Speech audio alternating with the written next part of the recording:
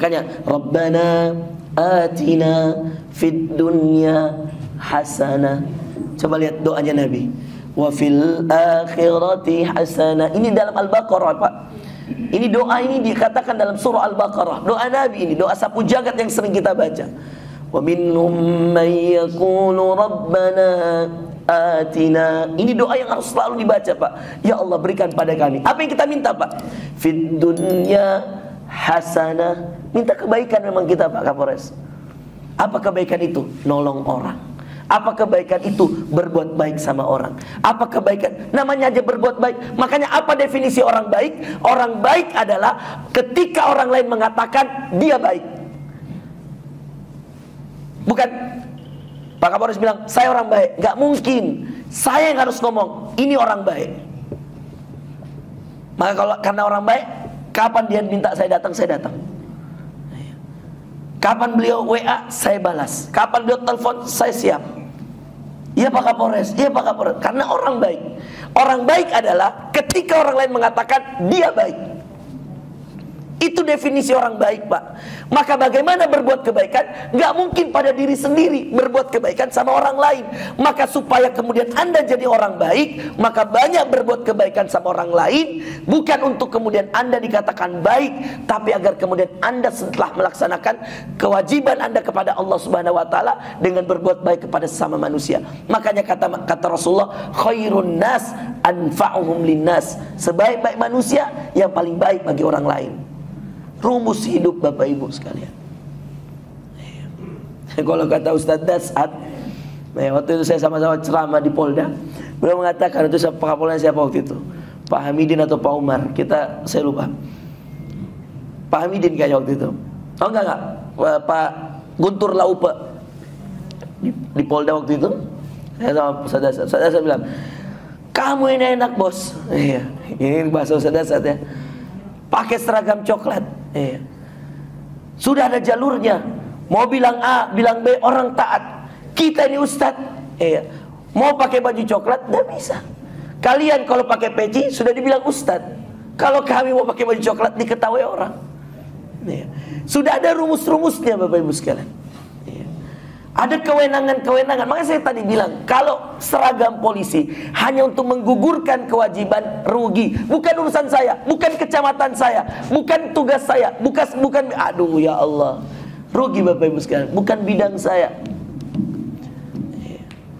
Padahal kebaikan itu kita yang cari Bapak Ibu sekalian. Kita yang berlomba-lomba untuk dapatkan. Nah Bapak Ibu yang dimuliakan Allah, ini saya mau kasih rumus nih sebagai oleh-oleh insyaallah. Ada 3 Bapak Ibu sekalian, perhatikan. Ciri orang baik yang dikategorikan oleh ulama mengambil ayat Quran. Perhatikan ya, ini jadikan rumus hidup ini. Semuanya ada dalam Quran. Ada 3 ciri orang baik, kata para ulama, yang menjadikan dia baik, semuanya dalam Quran. Oke? 1 Bapak Ibu sekalian, orang baik itu dikategorikan baik dalam Al-Quran ketika Allah Subhanahu Wa Taala bercerita. Perhatikan ini, ketika Allah Subhanahu Wa Taala bercerita tentang kebaikan itu kepada Nabi kita Muhammad SAW dalam sebuah kisah di Al-Quran. Kalau Anda buka Al-Quran ya, kemudian Anda cari ayat di dalam Al-Quran, Anda akan ketemu kisah Nabi Musa alaihissalam, di mana Nabi Musa alaihissalam ini belajar memberikan kebaikan, dan setelah dia memberikan kebaikan itu dia lupakan. Al-Qasas Bapak Ibu sekalian, di surah Al-Qasas, Nabi Musa setelah kabur dari Mesir, ketika dikejar oleh Fir'aun, dia sampai ke satu daerah namanya Madian. Ini Al-Qasas. Sampai di Madian, dia melihat sekumpulan orang sedang mengambil air berebutan. Di mana? Madian. Kabur dari Mesir, dikejar-kejar Fir'aun, sampai di kota namanya kota Madian. Melihat sekumpulan orang mengambil air. Wara'a imra'atani tadzudan. Kata Allah, Musa melihat ini sekumpulan orang itu semua laki-laki kecuali 2 perempuan yang ada di belakang Pak Kapolres, dengan ember yang masih nunggu karena laki-laki semua rebutan di sebuah sumur, Bapak Ibu sekalian. Ini coba lihat, berlomba dalam kebaikan. Ini Quran ya, Al-Qasas. Ya. Nanti saya WA di grup ayat-ayatnya semua secara detail. Ya, panjang kisahnya. Saya ceritakan singkat supaya kita dapat waktunya. Ini saya kasih lihat 3 ciri orang baik dalam Quran. Satu, kisah Nabi Musa. Apa yang dilakukan Nabi Musa? Dia diam saya? Enggak. Dia datangi 2 perempuan. Dia heran, kenapa ada 2 perempuan lagi ngumpul ya, di sekitarnya laki-laki semua. Maka Musa heran, semangat berbuat kebaikannya itu tinggi. Bukan seperti orang yang mengatakan, urusan dia, ngapain saya urus dia. Dia datang, melihat sesuatu yang tidak cocok dipandang mata, Bapak Ibu sekalian, datangi. Anda lihat nenek-nenek bawa, mohon maaf, karung berat, lagi gendong itu karung, mau nyebrang. Anda lihat, terus Anda liatin aja. Anda datangi, nek mau kemana? Mau ke sebelah, sini saya angkatkan. Diangkatkan. Nenek mau kemana? Saya mau pulang, mau naik angkot. Tahankan angkot, naikkan angkot, bayarkan. Anda nggak tahu kebaikan apa yang Allah akan lakukan setelah itu. Lihat Nabi Musa, apa yang dia katakan pada imra'atani tazudan. Kata Musa, kata Allah dalam Al-Quran kepada Nabi Muhammad, lihat Musa. Ini pelajaran dari Nabi Musa yang diceritakan pada Nabi Muhammad. Ada 2 wanita yang sedang antri mengambil air. Lalu kemudian Musa datang, lalu mengatakan, untuk apa kalian di sini? Dia katakan, sesungguhnya kami makan dan minum dari hewan ternak. Dan sedangkan ayah kami, ayah yang sangat tua. Dan Anda tahu siapa ayahnya 2 perempuan ini? Nabi Syuaib. Yang Nabi Musa tidak tahu bahwa ini 2 anak perempuan, anak Nabi. Dan Anda tahu Bapak Ibu sekalian, untuk apa diambil air? Untuk memberi minum hewan ternaknya. Yang mana kalau tidak diberi minum hewan ternaknya bisa mati kelaparan, kehausan. Maka antri untuk ambil air. Sedangkan yang ada di sekitarnya semua laki-laki untuk berebutan mengambil air. Musa itu Bapak Ibu sekalian terkenal dengan Nabi yang sangat kuat. Bahkan diceritakan dalam kisah yang lain di dalam Al-Quran, pernah gak sengaja mukul, mati Pak Kapolres. Faqadha alaihi, satu kali fawaqadahu faqadha alaihi, dipukul sekali mati orang yang dipukul. Saking kuatnya Nabi Musa. Maka apa yang dilakukan dalam kisah itu? Dia ambil embernya perempuan itu, dia masuk ke dalam tempat perebutan air tersebut. Dia datang paling terakhir, dia keluar paling pertama. Saking kuatnya rebutan air. Dia datang paling terakhir, dia keluar paling pertama. Apa yang terjadi?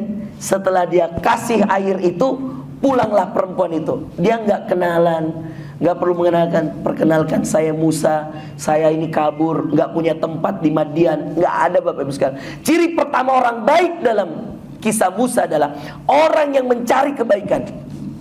Ciri orang baik, orang yang mencari kebaikan. Cukup Ustadz. Dan orang yang melupakan kebaikan. Ini ciri pertama. Cari kebaikan lalu lupakan kebaikanmu. Setelah diambil airnya Pak Kapolres, Musa tidak kenalan, tidak minta nomor WA mungkin ya, tidak minta memperkenalkan, saya ini Kapolres Bantaeng ya, nggak perlu Anda dikenal. Saya ini Wakapolres ya, saya ini Kasatlan, nggak perlu. Biar Allah yang tahu Anda melakukan kebaikan. Maka ciri pertama orang baik dalam surah Al-Qasas, belajar dari Nabi Musa yang Allah ajarkan pada Rasulullah, cari kebaikan lalu lupakan kebaikan. Cari, kerjakan, lupakan. Itu yang dilakukan Musa. Dia cari, dia tanya, dia bantu. Setelah itu dia kasih, lalu dia pergi bersandar di sebuah pohon, lalu terkenalah dengan sebuah doa, Rabbi inni lima anzalta ilayya min khairin faqir. Dalam surah Al-Qasas, dia bersandar di sebuah pohon, lalu dia mengatakan, Rabbi, ya Tuhanku, inni lima anzalta ilayya min khairin faqir. Ya Allah, saya ini hambamu yang miskin kebaikan, ya Allah, saya butuh kebaikan darimu, ya Allah. Bayangkan apa yang terjadi Bapak Ibu? Allah nggak buta Pak. Pulang 2 perempuan, bertanya ayahnya, kenapa cepat sekali? Biasanya lama. Kata Syuaib, kenapa cepat sekali? Kata dia, ya wahai ayah, ada seorang laki-laki gagah perkasa, badannya besar, akhlaknya mulia, menolong kami mengambil air. Tidakkah engkau memanggilnya lalu mengangkat dia sebagai petugas kita, sebagai karyawan kita, supaya yang ngangkat air gak perlu kami lagi perempuan. Maka kemudian kata ayahnya, panggillah, disuruhlah salah satu dari dua anak perempuan ini, pergilah kamu panggil Musa. Ya. Dia nggak tahu bahwa itu Nabi Musa. Pergilah panggil laki-laki itu. Dipanggillah laki-laki itu, Bapak Ibu sekalian. Datanglah salah seorang di antara kedua anak perempuan Syuaib itu ke Musa, lalu mengatakan, ayahku memanggilmu. Dalam keadaan seperti itu pun, Bapak Ibu sekalian, Nabi Musa tidak mau memanfaatkan situasi. Ya. Lalu dia mengatakan, untuk apa? Dia katakan, ayah saya ingin berkenalan dengan Anda, mengucapkan terima kasih. Ini kisah Quran, Bapak Ibu sekalian. Lalu Musa mengatakan, kalau begitu baiklah. Dia katakan, kalau kita berjalan, maka saya yang akan berjalan di depan, kamu di belakang saya. Bagaimana Musa menjaga dirinya, Bapak Ibu sekalian. Dia nggak mau jalan bareng-bareng dengan perempuan ini, karena dia tahu ini bukan istrinya, bukan mahramnya. Maka dia bilang apa? Kita berjalan. Saya berjalan di depan, kamu berjalan di belakang. Maka ketika rumahmu belok kanan, ambillah batu, lemparkan ke kanan, maka saya akan berjalan ke kanan. Ketika belok kiri, sampai seperti itu Musa menjaga kebaikan, supaya terhindar dari riya, supaya terhindar dari hal-hal ujub dan seterusnya. Bayangkan. Sampai di rumah, apa yang terjadi, Bapak Ibu sekalian? Apa kata Syuaib ketika melihat Musa? Ceritalah. Setelah Musa cerita, taulah Nabi Syuaib bahwa inilah Nabi yang dituliskan dalam kitab Taurat. Diberikan kitab Taurat. Inilah Nabi yang diutus sebagai Rasul ketika itu. Karena Nabi Syuaib Nabi saja, sedangkan Musa Nabi sekaligus Rasul. Maka ketika itu Syuaib menenangkan Musa. Tenanglah wahai Musa, najauta minal qaumidz zalimin. Engkau telah selamat dari Fir'aun. Karena nama Fir'aun itu sampai ke Madian, semua orang tahu siapa itu Fir'aun. Raja di Mesir. Ibarat, mohon maaf Pak, Mesir itu Amerika zaman dulu. Mesir itu kota yang paling ditakutkan zaman dulu. Negara yang paling ditakuti seluruh dunia zaman dulu, Mesir. Musa alaihissalam, Fir'aun yang kemudian waktu itu memimpin. Kata Syuaib, kamu telah tenang, kamu telah selamat. Lihat Pak, apa kebaikan itu kalau kita cari, kerjakan, lupakan. Apa yang dibalas Pak? Kata Syuaib, maukah kamu menikahi putri saya? Lalu kemudian Musa mengatakan, saya nggak punya apa-apa. Kata Syuaib, saya bikin kontrak kerja dengan kamu. Mahar nikah dengan putri saya, thamaniyah hijaj. Kalau Anda cek di Al-Quran Pak, ini masih dalam kisah Al-Qasas. Thamaniyah hijaj itu cuma satu kali dalam Al-Quran. Nih, Anda buka tadi itu kisahnya yang khusus untuk masalah maharnya ini, supaya jadi pelajaran. Itu ada di ayat 37 surah Al-Qasas. Qala inni uridu an unkihaka ihda banatai hatain. Sini Mas, bacain ini artinya. Saya bukain supaya Anda bisa jadi saksi betapa betul ini kisah luar biasa. Ini saya mau langsung ke ayat ini saja, ayat 37-nya. Yang langsung dinikahkan tanpa mahar, Bapak Ibu sekalian. Kerja 8 tahun haji. Ya. Ya. Ayat 27, afwan, ayat 27. Ya. Nah ini. Kamu baca ini saja. Dia Syekh Madian Syuaib, ya. Ada mic-nya? Nih, kamu pakai mic. Qala inni uridu an unkihaka ibnat tayhataini. Dia Syekh Madian berkata, Syekh Madian yang dimaksud Syuaib, sesungguhnya aku bermaksud ingin menikahkan engkau dengan salah seorang dari kedua anak perempuanku. Kedua anak perempuanku. Kemudian dengan ketentuan bahwa engkau bekerja pada aku selama 8 tahun. 8 tahun. Musa datang bawa badan Pak. Ada uang nggak? Nggak ada. Jangankan berpikir untuk menikah, Bapak Ibu sekalian. Jangankan berpikir untuk cari kerjaan. Dia hanya kabur. Tapi lihat sebuah kebaikan Pak. Gara-gara sebuah kebaikan, kita tidak tahu kebaikan apa yang Allah balaskan pada kita. Bisa menikahi putri Nabi. Apakah itu seimbang dengan hanya mengangkat air? Mohon maaf Pak, andai Musa tahu yang gaib, ya tunggu ya sebentar. Andai Musa tahu yang gaib, Bapak Ibu sekalian, mungkin Musa ketika dia tahu yang gaib, ini kalau saya angkatin air, saya bakal nikahin. Nggak ada Pak, Nabi Musa tidak tahu yang gaib. Maka ketika dia tolong putri Syuaib, dia tolong dengan ikhlas. Setelah itu dia tidak minta imbalan apa-apa. Apa balasan dari Allah? Allah tidak tidur Pak. La ta'khudhuhu sinatu wala naum. Allah tidak ngantuk, tidak kalau Anda berbuat kebaikan Pak, gak usah minta imbalan. Allah tidak tidur, Allah tidak ngantuk. Itu ayat kursi Pak. Supaya apa kita sering baca ayat kursi? Supaya kita sadar bahwa semua kebaikan kita diawasi Allah, dan semua pasti dibalas oleh Allah. Lanjut. Dan jika engkau sempurnakan 10 tahun, maka itu adalah suatu kebaikan darimu. Ditawari 8 tahun kerja, maulah Nabi Musa. Siapa yang gak mau? Udah menikah, dapat tempat tinggal, otomatis dapat rumah mertua, otomatis dapat istri, anaknya, otomatis dapat pekerjaan, dapat uang, bekerja 8 tahun. Kebaikan kecil, mengangkat air, mendapat jodoh, mendapat rezeki, mendapat rumah, mendapat pekerjaan, coba Pak, satu kebaikan kecil, jangan remehkan.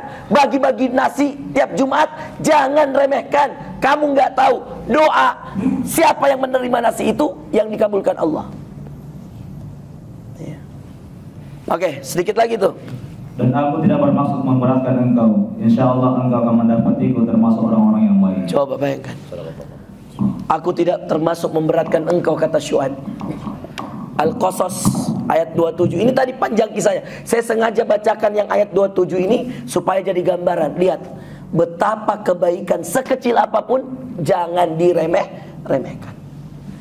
Ciri orang baik yang pertama dalam Quran, Musa. Yang setelah apa tadi rumus pertama ciri orang baik?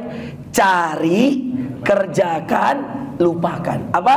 Cari, kerjakan, lupakan.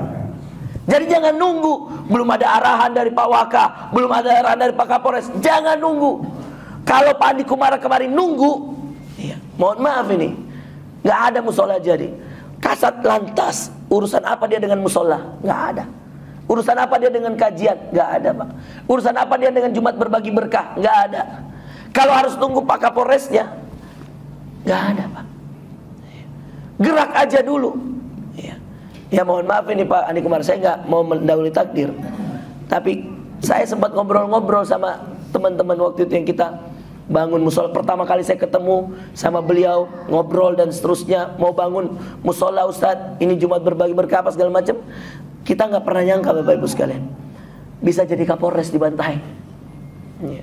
Saya, teman-teman semua, Masya Allah saya bilang berkah kebaikan. Berapa banyak Kasat Lantas Makassar pindah di Kasat Lantas mana, atau naik jabatan sedikit, atau pindah ke Polda, ini jadi Kapolres. Gak pernah nyangka. Tapi saya selalu bilang sama teman-teman, termasuk sama beliau, sebelum beliau pindah ke sini, saya bilang itu berkah dari kebaikan. Kamu suka atau tidak, ini cara Allah membalas kebaikan. Ini baru di dunia Pak, belum di akhirat.